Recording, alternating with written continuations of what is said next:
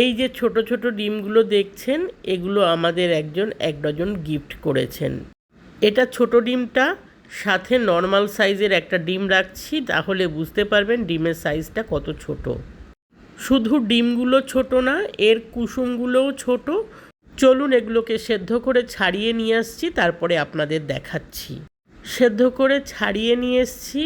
এটা হচ্ছে নর্মাল সাইজের ডিমটা, এটাকে কেটে দেখাচ্ছি। দেখুন, এটার কুসুম যেমন সাইজের হয় তেমনই, এটার বিশেষত্ব কিছুই নেই। আপনারা সবসময় খেয়ে থাকেন বা আমরা সবসময় এই সাইজের ডিম খেয়ে থাকি।